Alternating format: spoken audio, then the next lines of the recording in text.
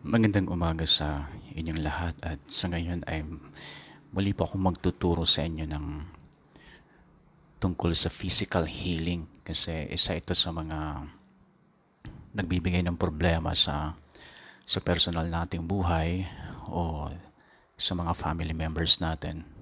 At syempre lalo na sa mga church members natin pag hindi nila kasi alam yung rights nila tungkol sa physical healing ay talagang magiging problema natin sila dahil regular tayo nilang ipapatawag para i-anoint sila ng oil para kalakip ng ating panalangin, patong yung kamay sa kanila tulad ng sinabi ng Bible na mga ways of receiving healing or sa ibang tawag nila streams of healing. So, may mga times na may mga importante tayong ginagawa pero kailangan nating i-set aside dahil may mga church members tayong nagpapatawag sa atin para sila ay i-pray over. Ang mga bagay na ito ay gawain sa church, gawain ng mga leaders sa church. Pero ito ay mamiminimize at makakabawas ito ng stress sa mga church leaders kung ang mga church members ay natuturuan sila paano nila gamitin yung faith nila for their personal healing or healing sa kanilang family members nang sa ganun hindi na nila gambalahin or istorbohin yung mga church leaders. Ito ay dapat matutunan ng bawat believer, ng bawat Kristiyano para at isa pa makakatipid sila sa gastusin syempre. Kaya hindi ko naman sinasabing bawal magpa-hospital, bawal magpa-check up, hindi ko po sinasabi yon. Kailangan din natin yon, lalong-lalo na sa mga hindi pa na-develop yung kanilang faith to stand for their healing. No? Huwag niyong isugal yung buhay ninyo. So, ang napakalaga dyan ay kung alam mong wala ka pa doon sa level na kung saan ang faith mo ay na-develop na to stand for your personal healing, kapag wala ka pa doon, then kailangan mo magpa-check up, kailangan mo mag-take ng medicine, kailangan mo sundin yung advice ng doktor. No, hindi masama 'yon. Ang masama kung hindi pa develop yung faith mo, ina-assume mo lang na ito ay well-developed na, pero alam mo sa sarili mo hindi mo pa kayang tumayo sa pananampalataya mo para ikaw ay gumaling. Tapos ayaw mong maggamot, ayaw mong uminom ng gamot, ayaw mong sundin yung sinasabi ng doktor, at ayaw mong magpa-check up. So 'yun ang masama. Mas lalong lumalala yung kalagayan, mas lalong lumalala yung sitwasyon ng iyong pangangatawan. At kung nagkataon na ito'y lumala ng lumala, mas malaking problema yun sa family members ninyo. Yan. So, kaya ang pinakamagandang gawin mo, habang wala ka pang nararamdaman, no, habang malakas ka pa, habang may time ka pa, samantalin mo itong gamitin para ang faith mo ay ma-develop.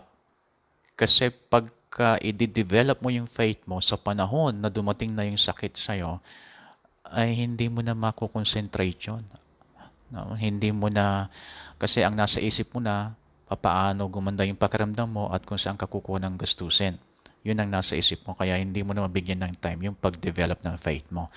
Katulad na lamang ng kung in-announce nila na mayroong bagyo, tapos alam mo na may kailangang i-repair sa bahay, may mga kailangang ayusin, may mga kailangang ihanda, tapos hindi mo ginawa ang paghahanda. Tapos nung malakas na yung hangin o nandiyan na yung baha at saka mo aayusin mga dapat ayusin, ay late na. Baka ikapahamak mo pa yun ng lalo. Ganun din sa ating personal life at spiritual life. Kailangan habang wala pang bagyo, kasi darating at darating ang bagyo. Diba yung sinabi ng Panginoon na mayroong dalawang klase ng tao, yung marunong at yung mangmang. Yung marunong, nagtayo siya ng bahay sa matibay na pundasyon.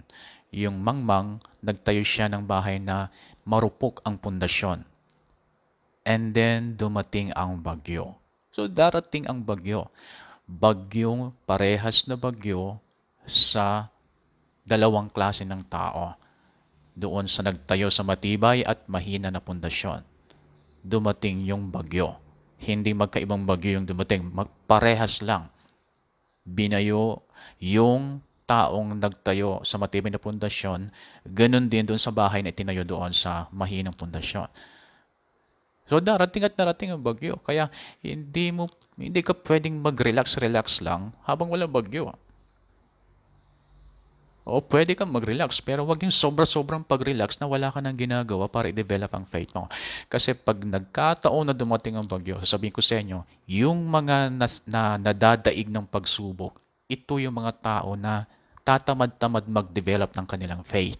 Habang walang bagyo, Facebook ang ginagawa, kung ano-anong mga kung ano naman ginagawa sa buhay na walang kinalaman sa pagpapalakas ng faith nila. Ito yung mga hindi alam ang gagawin pag dumating ang bagyo. Ito yung mga natataranta, natatakot, nag-aalala, nag-aaburido, hinahanap si pastor, hinahanap si brother, si sister. Hindi alam kung sino ang tatawagin, hindi alam kung kanina sisilong kasi nung wala pang bagyo, hindi nila pinapalakas, hindi nila inaalagaan ang kanilang pananampalataya. Kaya sila yung hindi alam ang gagawin pagdating ng problema. Pagdating ng bigla ang may sakit sa kanilang katawan, bigla ang may sakit at dumating sa kanilang family members, hindi nila alam ang kanilang gagawin. Okay, hindi ko naman sinasabing huwag kayong humingi ng prayer request dahil importante rin na mayroon tayong prayer backup. Ang pinupunto ko lang dito ay hihingi ka ng prayer request hindi dahil sa natatakot ka, hindi dahil sa nag-aalala ka dahil hindi mo alam ang gagawin mo. Well, ganun talaga ang gagawin mo pagka talaga hindi mo alam ang gagawin mo. Tatawag ka ng mga alam mong makakasuporta sa'yo. Pero kahit na prepared ka, kailangan pa rin ng prayer backup. Pero mas matindi ang kailangan panalangin sa mga hindi prepared. Mas matinding panalangin ang kakailanganin mo para makasurvive yung isang tao na tatamad-tamad siya na mag-develop ng faith niya nung wala pang bagyo.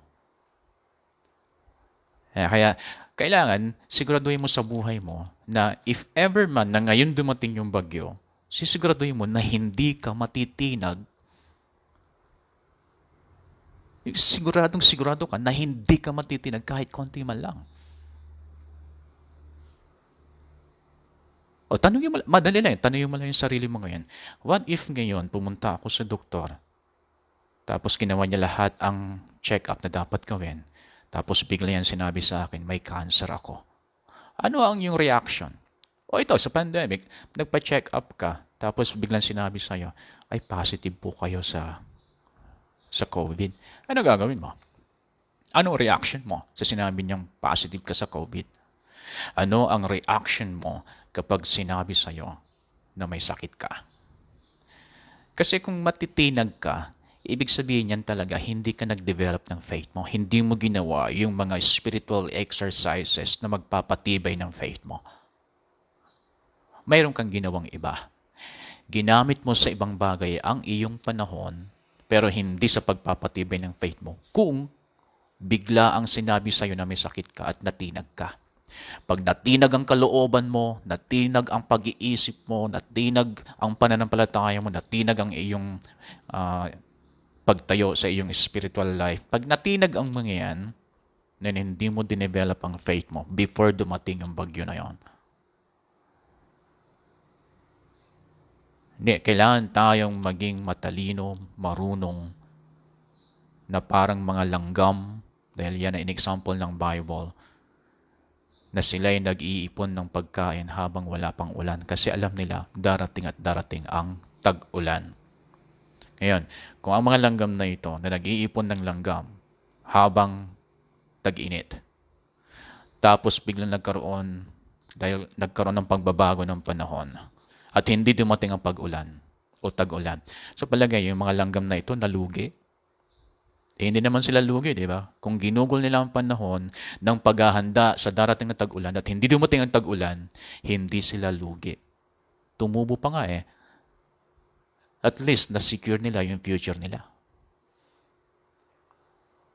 Pero paano pag hindi sila nag-ipon dahil nasa isip nila nagbabago ang panahon, baka walang tag-ulan ngayon, hindi sila nag-ipon ng kanilang pagkain, tapos biglang dumating ang tag-ulan. Lugi sila, di ba?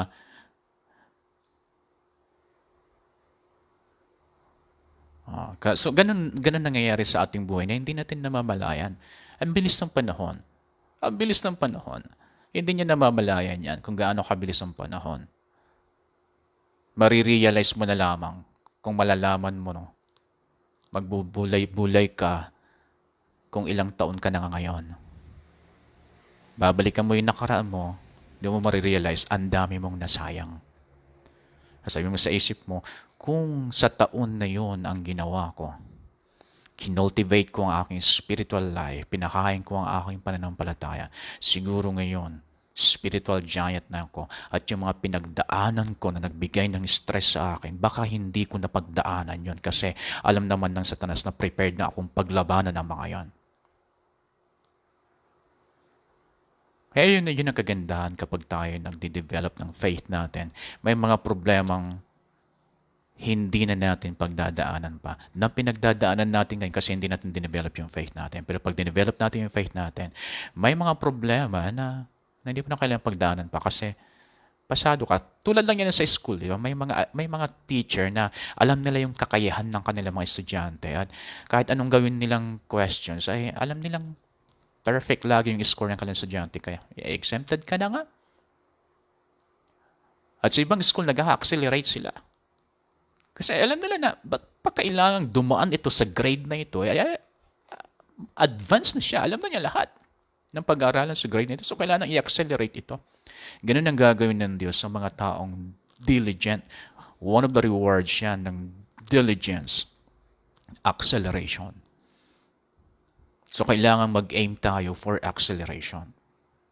Walang problema sa mga kinukuha nyo ang inyong kinukuha nyo pag-aaral sa one step at a time. Walang problema ganoon. Walang problema sa ganoon. Pero may mga nag-i-aim ng acceleration. At may mga nakakakamit ng acceleration. So kung pwede pala, possible pala na ma-accelerate yung faith natin. And sa ganun yung mga problemang ito na nakaabang sa atin, hindi na natin pagdaanan kasi pasado na tayo sa testing. Eh di mag-aim tayo ng acceleration. Pero ang problema, ang lakas ng hatak ng Facebook, ang lakas ng hatak ng Instagram, ng social media, ng internet, ang lakas ng hatak sa atin. Hindi natin namamalayan. Kaya nating maghapon at magdamag sa Facebook, pero ilang minuto sa Bible, hindi natin kaya. Tapos magtataka tayo, bakit yung faith natin nanghihina? Nagtataka tayo, bakit? Feeling natin, parang layo natin sa Panginoon. Feeling natin, parang na-disconnect tayo sa Panginoon. Totoo, madidisconnect ka talaga kung connected ka masyado sa social media. So, hindi ko naman sinasabing mali yan. Hindi ko nasabing mali yung social media. Ang lakas ng paggamit ng Satanas sa social media, pero hindi siya masama. Ang nagpapasama, yung taong gumagamit. Hindi masama ang pagkain, pero makakasama ito sa sobrang pagkain ng isang tao. Hindi masama ang tubig, pero kung gagamitin mo sa mali ang tubig, hindi mo na nakakasama sa'yo. So, hindi masama ang social media, hindi masama ang internet. Pag gagamitin mo ang mga yan para sa ika-develop ng faith mo, mangyayari ka agad yan. Hindi mangyayari ka agad. Mangyayari. It's possible. Kasi it takes time. It takes discipline to develop your faith. Pero pag ito'y na-develop, ang laki ng effect niya sa buhay mo. Malayo ang iyong mararating kapag ang faith mo ay well-developed. Babalik-tarin ko, wala kang mararating kung hindi well-developed ang faith mo. Kung meron man, ang lapit lang. Ang mga nakakagawa ng malalaking bagay, ang mga nakaka-accomplish ng mga dakilang bagay, yung talagang ang faith nila ay well-developed. Kasi pag hindi develop yung faith mo, naghihintay ka lang ng swerte. Kaya nga iba sa inyo, taya ng taya sa loto, di ba? Kasi alam ninyo, wala kayong maaasahan talaga. Kaya umaasa na lang kayo sa swerte. Umaasa kayo sa loto. Bakit? Kasi hindi mo dinevelop yung faith mo for success and prosperity. For a victorious life. Kaya naghihintay ka ng swerte at ang iba sa inyo ay nanggugulang para makamtan yung magandang buhay. So yan ang mga magiging epekto kapag hindi natin dinevelop yung faith natin. Pag ang faith mo dinevelop, may mga times na kahit magpaparaya ka, may mga times na kahit hayaan mo kung ikaw ay dinadaya. Kasi alam mo, yung faith mo, dadaling ka niya sa matagumpay na buhay. Wala kang pakialam kung dadayain ka nila. At yung mga nandadaya, syempre, yung mga hindi na-develop ang faith nila, kailangan nilang mandaya para maipakita sa mundo na nag-a-advance sila. Para maipakita sa mundo na at least kahit pa paano, umaangat sila. Kailangan nilang mandaya para mangyari yan sa kanila. Yan ang mga mangyayari sa mga hindi nagde-develop ng faith nila.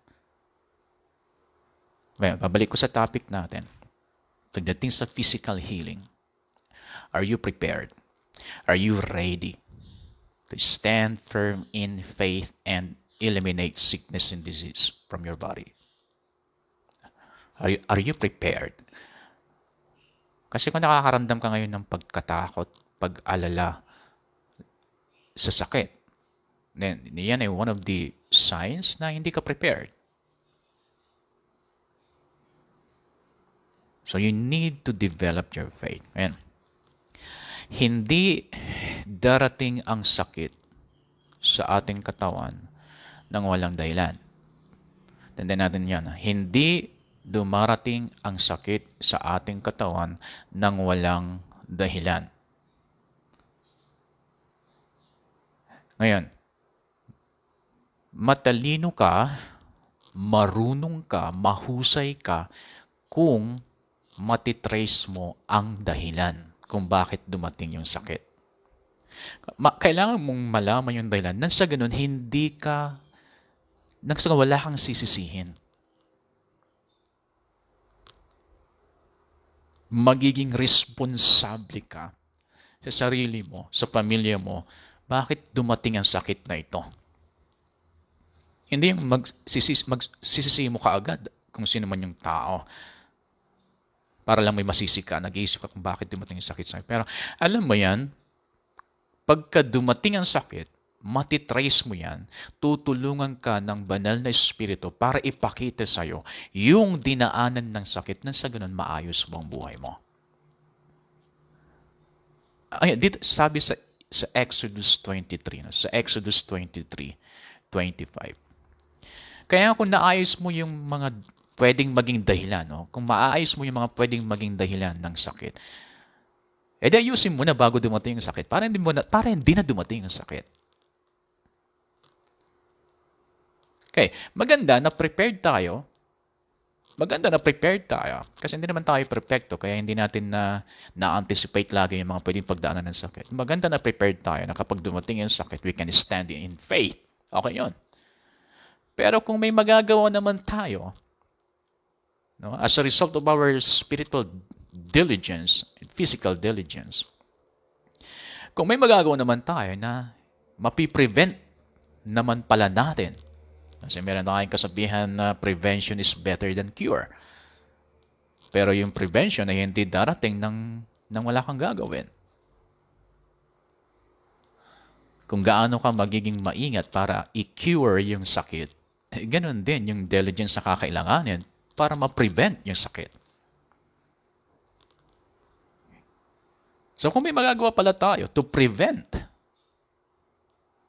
yung sakit na ito para hindi na dumating sa ating buhay, mas maganda yan. Pero ang susi pa rin doon is diligence. Hindi mangyayari yan nang hindi ka magiging diligent sa buhay. Walang patutunguhan ang buhay ng isang tao pag hindi siya naging diligent. Spiritually, mentally, physically.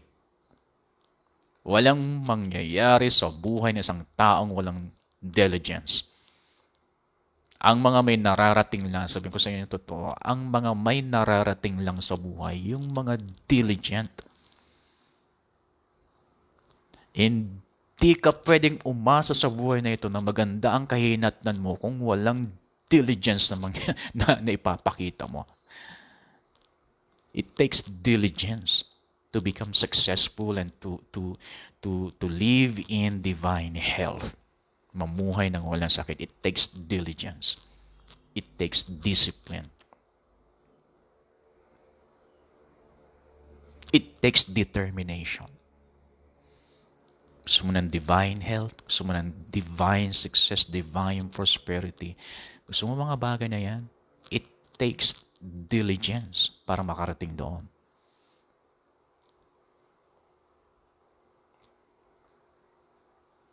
Kailangan, inuulit-ulit ko kasi kailangan tumimo sa ating isip kasi may mga taong may sakit na gustong gumaling kaagad pero walang diligence to be healed. Diligence to develop their faith to be healed. Ang gusto nila, may magpatong ng kamay sa kanilang ulo, tapos i-pray over sila, tapos wala na. And then kapag sila magaling, nabalik sa dating buhay. Kung sinabi ng doktor na, alam mo, sir, ma'am, nagkasakit po kayo dahil sa pag-iinom po ninyo. Pag ang dahilan ay pag-iinom, no? Pag yun ang dahilan, gusto niya, gumaling siya kaagad. No? May mag-pray sa kanya. So, prayer request dito, prayer request doon. Gusto niyang gumaling ng walang diligence. At tapos, pag siya'y gumaling, babalik sa dati.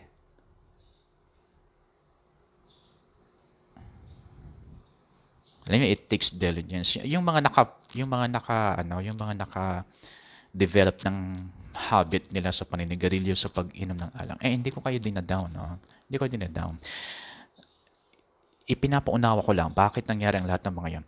Because of your diligence, na paulit-ulit na ginagawa ninyo, sigarilyo, naninigarilyo, umiinom, paulit-ulit yung ginagawa yan, na-develop ang inyong lifestyle, na-develop ang inyong mindset, hanggang sa naging parte na ng sistema ninyo, na hindi na kayo mag-iisip kung nakakasama sa katawan ninyo o hindi. Basta't bigla na lamang naghihitit ng sigarilyo, bigla na lamang umiinom ng alak na hindi na iniisip kung ito nakakasama sa inyo, hindi. Minsan naisip nyo na pinakakasama, pero hindi nyo na mapigilan kasi naging parte na ng sistema ninyo. Paano narating yung level na yon? It's because of your diligence. Yan, kung gusto mong lumaya sa paninigarilyo at pag-inom ng alak, it takes diligence again. It takes diligence to create new habits. Kailangan mag-create ng panibagong habits to overcome that old habits. Kasi kung hindi mo gagawin yan, yung habit mong yan, it will eventually kill you. Okay sana kung pinatay ka niya biglaan, wala ka ng hindi ka na iraratay sa higaan, hindi ka na magpiperwisyo ng iyong family members. Pero kadalasan hindi ganoon eh. Kadalasan sa mga nagbisyo, pag sila'y mamamatay na, maghihirap muna sila. Buti sana kung sila lang yung maghihirap, pero kasamang family members nila na magsasakripisyo para sa resulta ng kanilang pagiging diligent sa masamang bagay. Lahat ng mga narating natin sa buhay, lahat ng mga na-develop natin sa ating buhay, narating natin yan, nakapunta tayo sa level na yan, it's because of our diligence. Negative man or positive. Ano man kayo ngayon, yung resulta ng pagkatao nyo ngayon, it's because of your diligence. Saan mo ginamit ang mga panahon mo ng mga nakaraan? Yun ang mga nagdala sa'yo sa kung sino ka ngayon. Hindi ka ipinanganak na ganyan ka. Walang sinong ipinanganak sa atin na ganito tayo sa kung sino tayo ngayon. Dinala mo ang sarili mo sa kung sino ka ngayon, kung ano ka ngayon, kung nasaan ka ngayon, ikaw ang nagdala sa sarili mo sa sitwasyon na yan. Paano mo dinala ang sarili mo sa sitwasyon na yan ngayon? Sa lahat ng mga bagay na naging diligent kang gawin, simula nung elementary ka, high school, college, hanggang sa ngayon. Kaya hindi tayo pare-pares ng pagkatao, di ba? Hindi tayo pare-pares ng personality. Hindi tayo pare-pares ng interest sa buhay. Bakit? Kasi hindi naman tayo pare-pares ng mga ginawa ng paulit-ulit ng elementary, high school, college hanggang ngayon. Nagkaroon tayo ng kanya-kanya. Yung mga magkakaparehas ang mga ginawa, yun ang mga pare-pares ang kanilang identity ngayon. Yun ang mga pare-pares ang personality nila ngayon. Kung gusto mong magbago yung personality mo in the future, may time pa. Lalo na sa mga kabataan, may time pa. Kung gusto mo in the future, isa kang taong walang bisyo, then start being diligent. para marating mo yung level na yon na isa kang taong walang bisyo. Kasi pag wala kang bisyo, wala kang, bawas problema yun sa buhay. Wala kang hinahanap-hanap, wala kang addiction, walang nagpipressure sa'yo. Alam mo kung saan ka sisilong, alam mo kung saan ka tatakbo pag may problema ka. Hindi yung nakaramdam ka lang ng stress, ay hanapin mo yung bisyo mo kaagad. Problema yun, di ba? Problema yun. Ang nagpapa-stress lalo sa isang tao, yung akala niya na way out niya or exit niya sa stress na nararamdaman niya. Sarap mamuhay kaya ng walang bisyo kumpara sa mga may bisyo. Ang sarap mamuhay nang wala kang addiction. Ang laya ng pakiramdam mo. Malayang-malaya ang pakiramdam mo. At sa tuwing may problema ka, alam mo kung anong gagawin mo. Tatakbo ka lang lagi sa salita ng Diyos. Tatalima ka sa salita ng Diyos. Ayusin mo lang yung buhay mo kung mayroong disobedience sa buhay mo. Alam mo kung gaano kalakas yung prayer at faith. Alam mo kung anong gagawin mo kaagad. At mapagkakatiwalaan yung lagi mong tatakbuhan. Yan ang buhay na malaya. Yan ang buhay na walang kasing saya.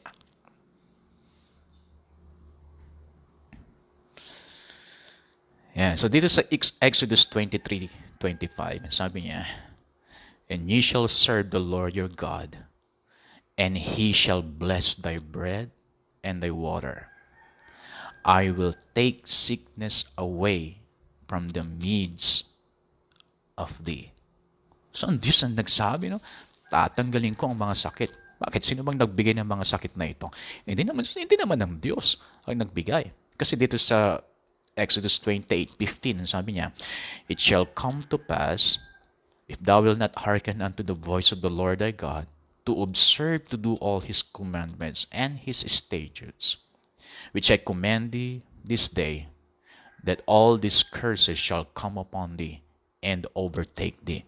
So sabi dito, kapag hindi kayo tatalima sa akin sabi ng Diyos, kapag hindi kayo susunod sa aking mga salita, then ang mga sumpa na ito ay pupunta sa inyo at lulusutan pa nila kayo. Ibig sabihin, umaasa ka na magtagumpay ka, pero pagdating mo doon, talo ka pala. Lugi ka pala.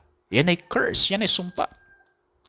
Inaasahan mo na sa taon na ito, healthy ka, pero pagdating mo sa time na yon, pagdating mo doon, magkakasakit ka pala. Yan ay sumpa. At kapag ang sumpa ay nasa iyo, kawawa ka kasi lahat ng mga effort mo na ginagawa mo sa ikagaganda ng buhay mo, magre-resulta sa ikasasama ng buhay mo. Diba, may mga times, ang iba sa inyo, na nararanasan ninyo, na walang ng kabuluhan yung effort ninyo kasi nag-effort kayo sa isang bagay na yun para pag makuha ninyo, gagamitin nyo sa isang bagay na ito para makita ninyo sa sarili ninyo na at least umaasenso ka. Pero nung nakuha mo yung resulta ng pinagtrabahuan mo, then biglang may problema, nagamit mo yung pera nyo sa problema na yon. Yan ay sumpa.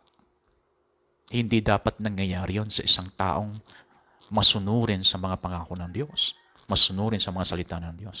Pero nangyayari ito kasi yun nga, sinabi na niya dito, pag hindi kayo tatalima sa aking salita, pag hindi kayo susunod sa aking salita, ang sumpa ay darating sa inyo at lulusutan pa nila kayo. Mauuna pa sila sa inyo. Inaasahan mo na 5 years from now magtatagumpay ka, pero after 5 years hindi ka nagtagumpay. Nag-overtake yung sumpa. Hindi ka pa nakarating doon, nakita na ng Satanas na pagdating mo doon, susumpain ang buhay mo. Kasi base yon sa kung gaano ka disobedient sa kanyang salita, sa kasalukuyan. Kaya the more na ikaw ay nagdi-disobey, ang Satanas, wala na siyang gagawin pa. Hihintayin lang niya yung resulta. Kaya ang kanyang goal sa buhay natin ay ilagay niya tayo sa disobedience sa salita ng Diyos. Kasi alam niya, pag nag-disobey tayo sa salita ng Diyos, alam niya magre-resulta yon sa ikapapahamak ng ating buhay. Kaya bawas hirap kay Satanas kapag nailagay niya tayo sa disobedience. Ngayon, pag dumating yung sumpa, hindi ang Diyos ang gumawa nun. Parang ganito lang yan. Pag sinabi mo sa iyong anak, halimbawa, sabi, anak, huwag kang basta-basta magsasaksak ng kung ano-ano diyan sa kuryente, ha. Sa saksakan, ha, kasi nakakakuryente yung kuryente, nakakamatay yan. Ngayon, kapag wala ka na doon, di mo na siya binabantayan. Tapos sabi niya sa isip niya, totoo kaya yung sinabi ni mama? Totoo kaya yung sinabi ni papa? May mga ganong mentality, di ba? Hindi naniniwala hanggat hindi nararanasan. Totoo kaya yun? Masubukan nga. Pag sinagsak niya at nasama yung kanyang daliri doon sa saksakan, nakuryente siya. At kung medyo masama yung tama ng kuryente sa kanya, sinong may kasalanan? Kung napahamak siya kasi hindi siya sumunod sa sinabi ng kanyang mama na huwag nakikialam, huwag basta-basta nagsasaksak doon. Kung napahamak siya dahil hindi siya sumunod doon sa sinabi ng kanyang mama, sinong may kasalanan doon?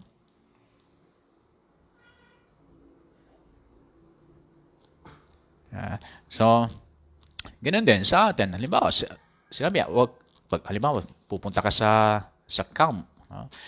And sinabi ng magulang mo, pagka magbo-bonfire na kayo, huwag kang masyadong lalapit doon sa apoy. At saka huwag kang maglalaro doon sa apoy kasi delikado yon.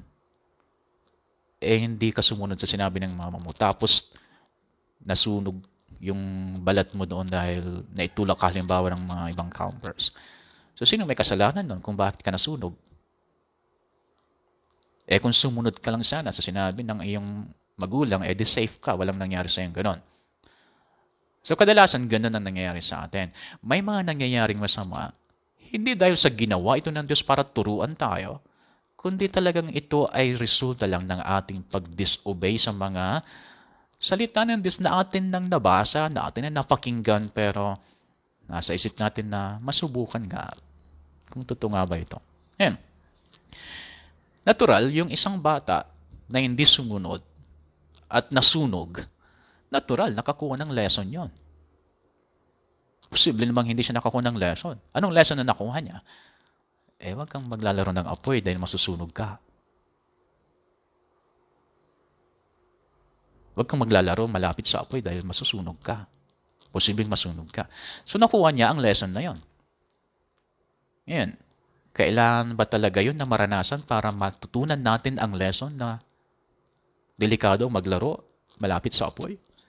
Kailangan ba talaga tayong masunog para malaman natin yung lesson na yon? Pwede namang hindi ka masunog at malaman mo yung lesson na yon, di ba? Tulad na sinasabi ng mga iba, sa mga driver, no? Sabi sa akin noon, mali yung mentality yung itinanim sa aking isip noon. Dahil sabi ng mga kilala kong driver noon, hindi pa ako marunong mag-drive. Sabi nila, hindi ka matututong maging magaling na driver hanggat hindi ka nakaranas ng aming mga naranasan nung bago pa kami. Ibig nilang sabihin, may mga problema silang na-encounter sa kalsada, sa parking lot, sa garahe. Naranasan nila yung mga ganon. Nagkaroon sila ng problema sa mga ganong bagay bago sila naging magaling na driver. Yun ang mentality yung itinanim sa akin. So, syempre, naranasan ko rin yon. Hanggang habang sa tumatagal, naisip ko, kailangan ba talagang maranasan ng isang driver bago siya maging driver yung mga ganung bagay? Hanggang sa may mga nakikilala na akong driver na never silang nakaranas ng mga ganung bagay, pero ang gagaling nilang driver.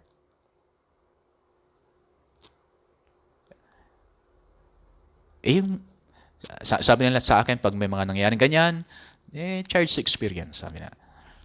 Kailangan ba talaga ma-experience yun? Kailangan mo ba ma-experience yung makabangga ng ibang sasakyan? Kailangan mo bang ma-experience yung magasgas yung ibang sasakyan? Magbayad ka ng libo-libo bago ka maging magaling na driver? Kailangan ba talaga yun? Ngayon sa ma-realize ko, sinasabi mismo ng mga tao sa akin na hindi nila naranasan yon, pero naging mahusay silang driver. So, hindi mo kailangang matuto sa kapahamakan dahil pwede kang matuto sa lesson na makukuha mo pag ikaw ay napahamak nang hindi ka napapahamak. Sa katunayan, ang salita ng Diyos, nandyan na lahat yung lesson na dapat mong malaman para hindi ka mapahamak. Pero minsan, nasa isip natin na masubukan nga para matuto. Kaya, ang mga iba, sinubukan na dumaan sa ibang landas. Masubukan nga. So, dumaan sila sa ibang landas. Nalihis sila ng landas.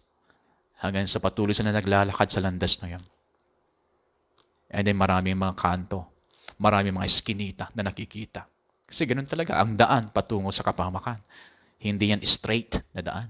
Ang daming mga eskinita kung saan-saan ka ililiko.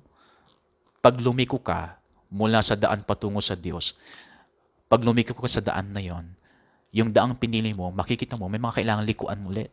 Ililiko ka na ng ililiko. Hanggang sa isang araw, marirealize mo, kailangan mo nang bumalik. Titingin ka sa likuran mo, hindi mo na alam yung daan patungo pabalik. Kaya hanggang ngayon, yung iba sa inyo, dahil sinadya ninyong lumihis ng landas, hanggang ngayon, hindi pa kayo nakakabalik sa tamang landas kasi hindi nyo na alam kung saan pabalik. Hindi nyo na alam yung daan pabalik. Hindi mo na alam yung daan pabalik patungo sa isang passionate Christian life. Hindi nyo na alam yung daan pabalik patungo sa isang area ng inyong Christian life na kung saan uhaw na uhaw kayo sa salita ng Diyos, uhaw na uhaw kayo na mag-worship sa Diyos, uhaw na uhaw kayo na mag-share ng gospel sa iba. Hindi nyo na alam yung daan pabalik sa sitwasyon na yun. Siyempre, iisa lang ang tamang daan. Sabi ni Jesus sa kanyang salita sa John 14:6, I am the way, the truth, and the life. Gusto mo talaga makaranas ng divine health sa buhay mo? Divine healing? Gusto mo maranasan to? Yung wala kang problema sa sakit. Yung hindi ka natatakot, hindi ka na problema. Kung sakaling nandiyan ang sintomas, dali mong labanan.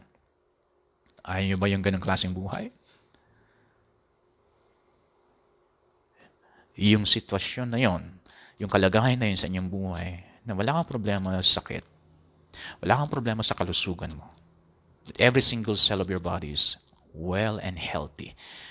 Yung kalagayan na yon sa ating buhay, ang daan dyan, iisa lang. Sabi ni Jesus Christ, I am the way, the truth, and the life. No one comes to the Father except by me. Ano ibig sabihin doon? Kailangan mong alalahanin lahat ng ginawa ni Jesus Christ para sa'yo. Kailangan mong balikan lahat ng ginawa ni Jesus Christ doon sa cross ng Kalbaryo. Dahil lahat ng mga yan ginawa niya para sa'yo. Hindi niya ginawa yan para sa kanyang sarili. Ginawa niya yan para sa'yo. Kapag babalikan mo yan, it will lead you to repent. Repentance. And then from that, mabibuild na yung passion mo sa Kanya, yung passion mo sa Kanyang salita, passion to obey Him. At pag ginawa mo yon, yung sumpa, hindi na pwedeng manatili sa'yo. Maaaring may epekto pa ng konti, pero yung ginawa mong obedience, sa time na ikaw ay bumalik sa Panginoon, na magbibuild ang mga susunod pang dapat gawin mo sa buhay mo, then magre-resulta yan sa health, healing, long life sa buhay mo. So, minsan kasi ang ginagawa natin, ang gusto natin, no? Ang gusto natin, yung kahindik-hindik, kagilagilalas na mararanasan mo bago dumating yung healing. Tulad ng mga napapanood mo or napuntahan mo yung tinatawag na crusade, napunta ka sa isang crusade, may missionary na dumating, tapos spectacular, miraculous yung mga nangyayari. O kaya narinig mo, sa isang bundok na ito, sa probinsya ng ganito, may naghihimala doon na punong kahoy, doon sa punong kahoy may kurting ganito, at kapag ikaw ay mag-aalay, tapos bibigyan ka nila ng tubig na banal, ihahalo mo ito sa panligo mo, miraculously ikaw ay gagaling. Hindi natin hinahanap yung kagalingan eh. Ang iba nga sa inyo, ang dami ng ginastos. Ang dami ng ginastos na gasolina para pumunta sa iba't ibang lugar para hanapin ang kagalingan. Hanggang ngayon, wala pa rin.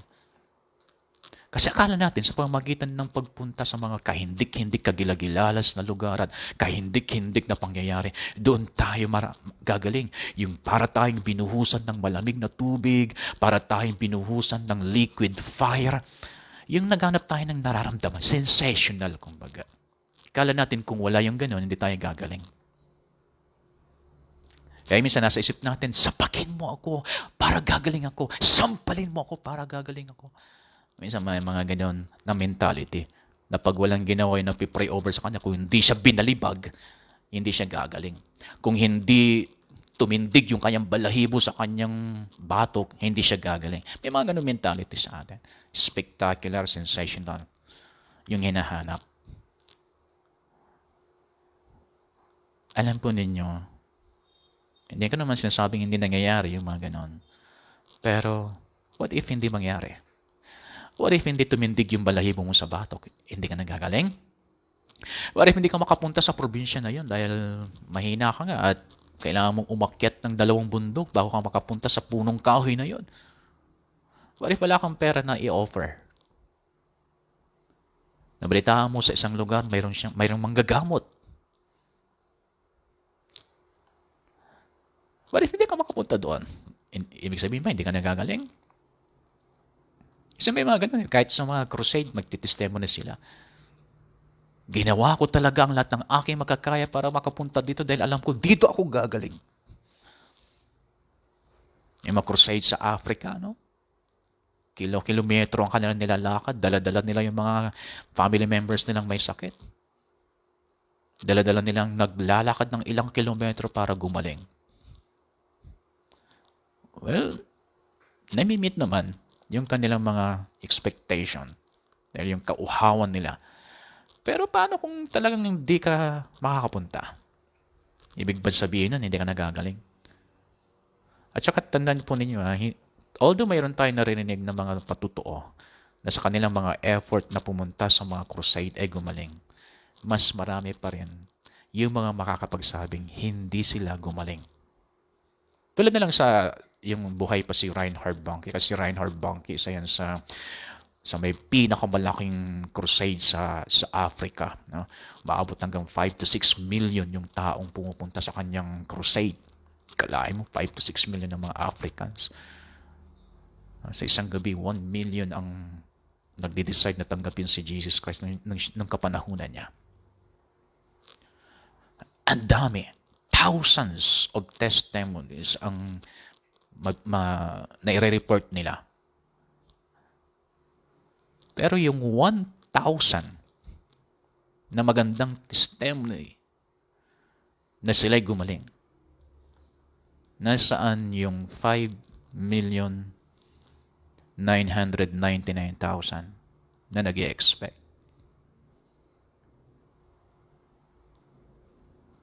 Diba?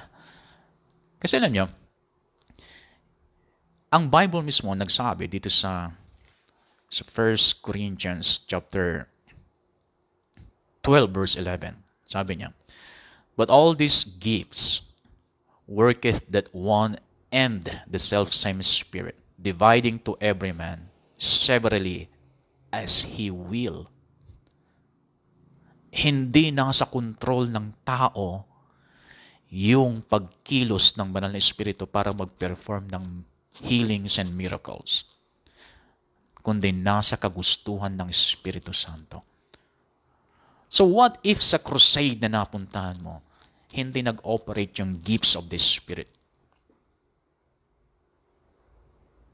So ibig sabihin, yung operation ng gifts of the Spirit, na mayroong mga sensational na mangyayari, may mga spectacular na mangyayari, may mga miracles na mangyayari, ang mga ito ay hindi maaasahan sa bawat oras. Kasi as He will, not as the preachers will. So pag hindi will ng Holy Spirit na kumilos through His gifts, wala kang magagawa. Pero kung hindi niya will na kumilos, ibig sabihin ba hindi ka nagagaling?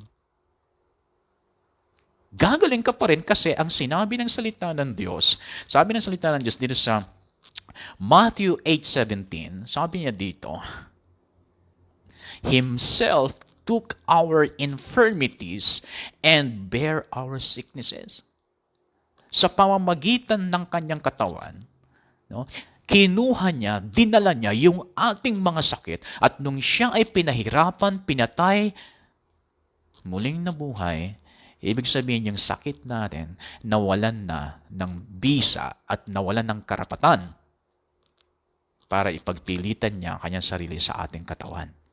Kasi tinapos na ito ng Jesus Christ. Kaya sabi niya sa 1 Peter 2:24, doon sa bandang huli, sabi niya, by whose stripes ye were healed. So sa dalawang verse na yan, sa Matthew 8:17 at 1 Peter 2:24, Himself took our infirmities and bare our sicknesses.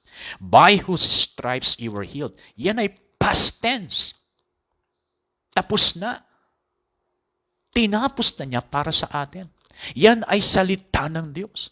Kaya ang pagtayo sa pananampalataya, sa pangako ng Diyos, sa salita ng Diyos na sinabi niyang Himself took our infirmities, by whose stripes we were healed, yung pagtayo ng faith mo sa mga salita ng Diyos na yan, mas effective siya kaysa doon sa sensational na hinahanap mo na pag-attend at pagpunta-punta sa mga malalayong lugar para gumaling. Ito kahit nandyan ka mismo sa bahay mo, tatayuan mo sa pananampalataya. Lord, sinabi po ninyo sa inyong salita na kinuha na po ninyo ang aking mga sakit at karamdaman.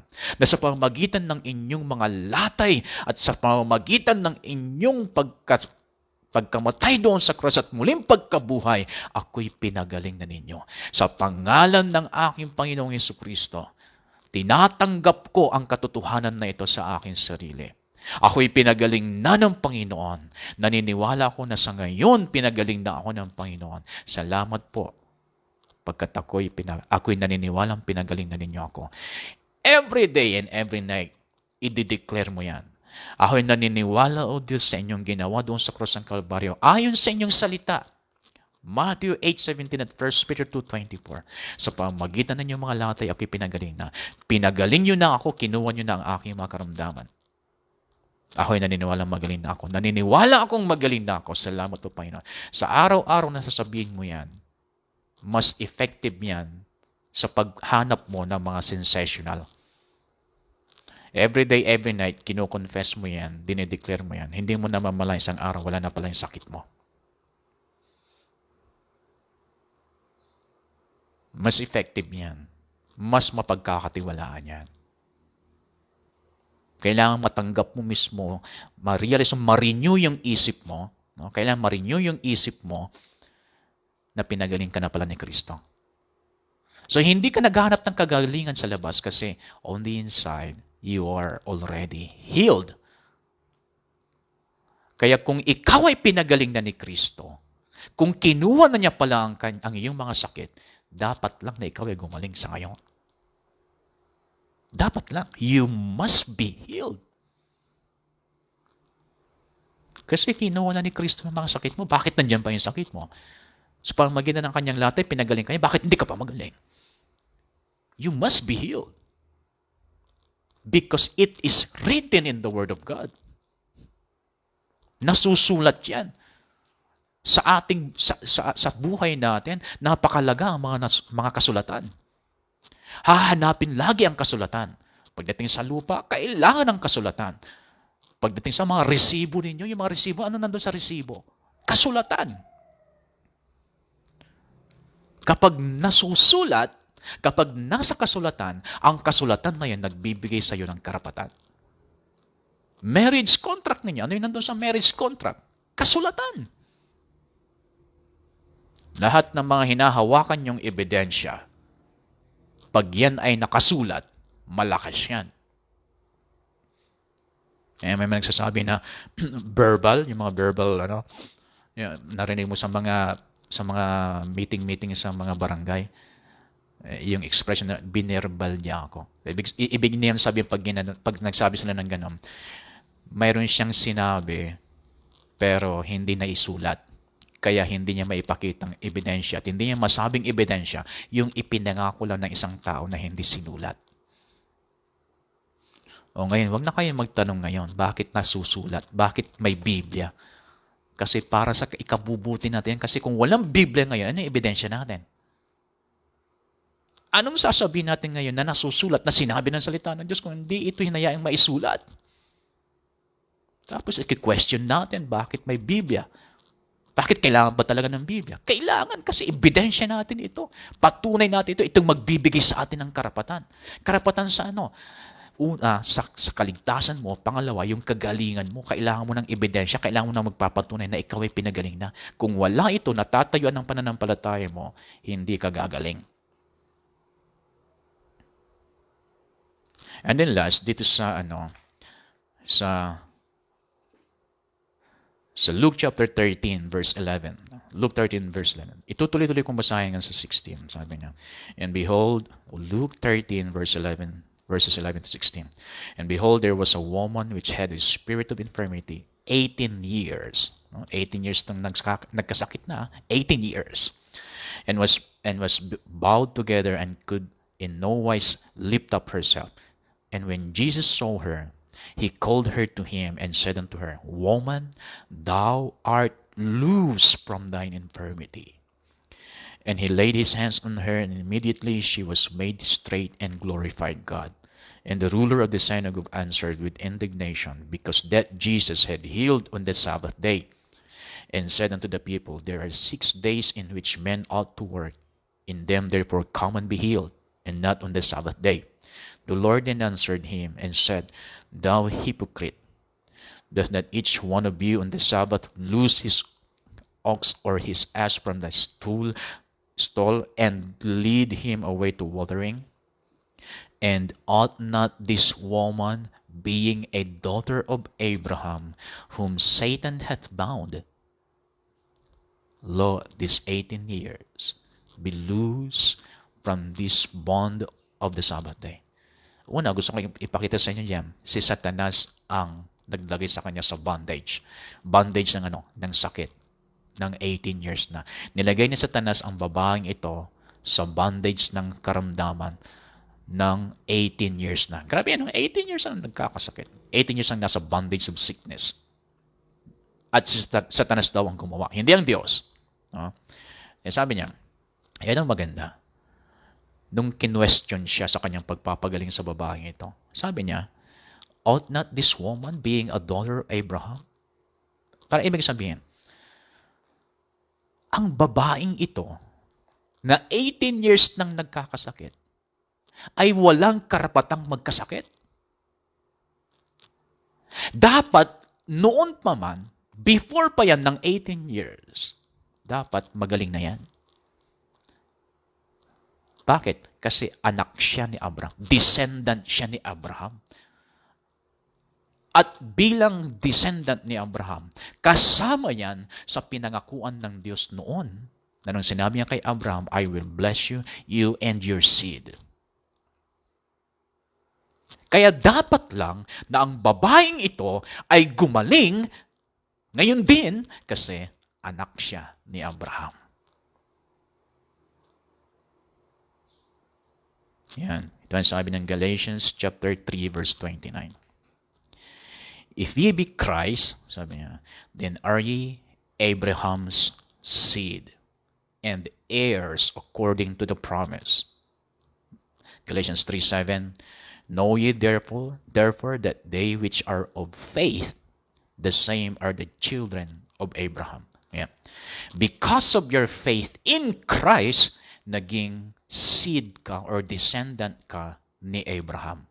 At bilang descendant ni Abraham, because of your faith in Christ, you have a right to be healed. And because you have a right to be healed from sickness and disease, then you must be healed. You ought to be healed. You should be healed. You must be healed. Hindi dapat mag-stay yung sakit sa katawan mo. If you are in faith in Christ Jesus.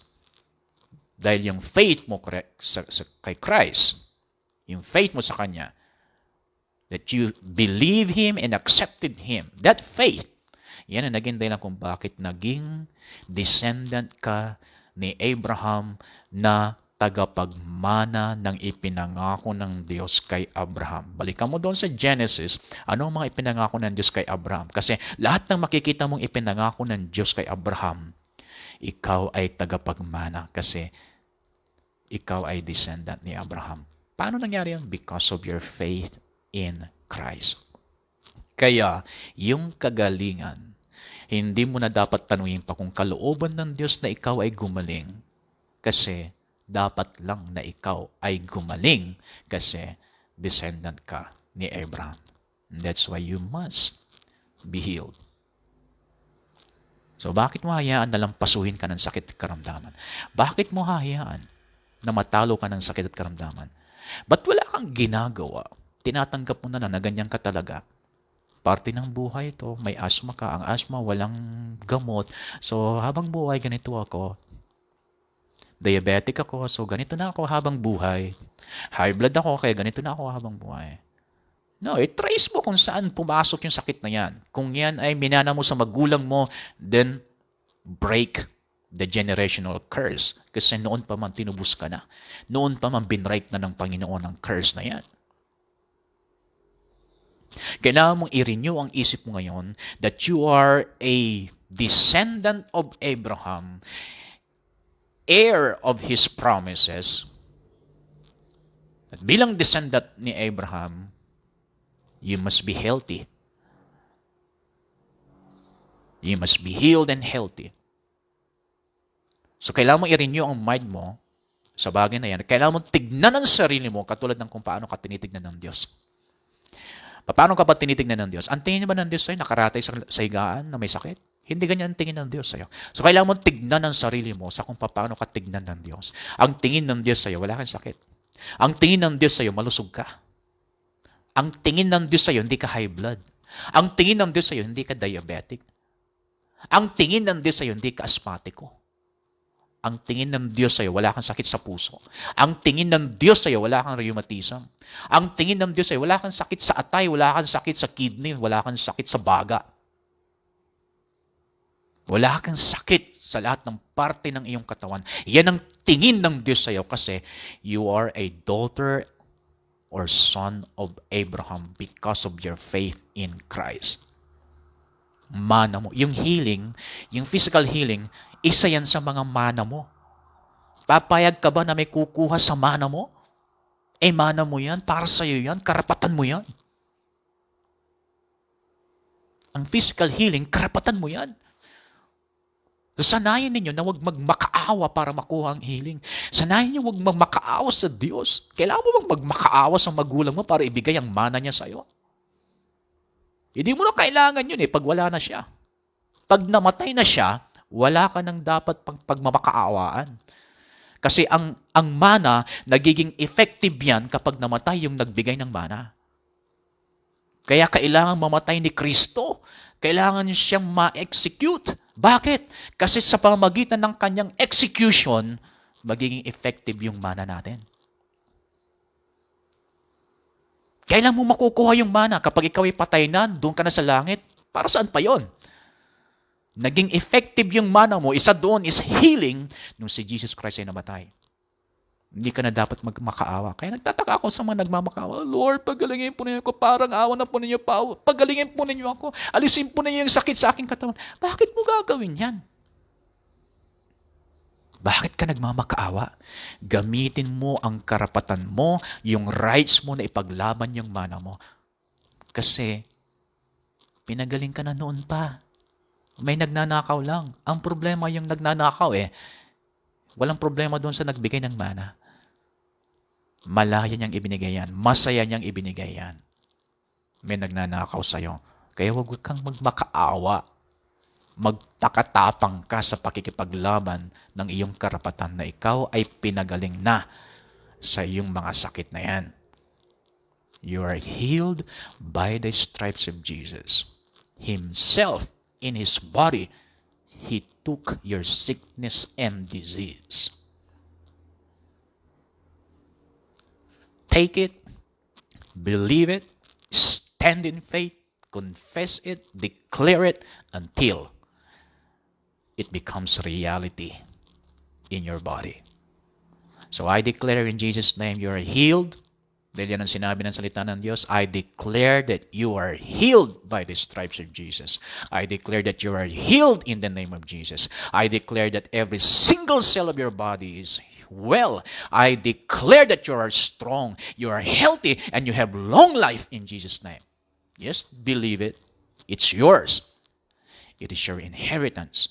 It is your right. You have a right to be healed. So be healed. You must be healed in Jesus' name. Bye-bye.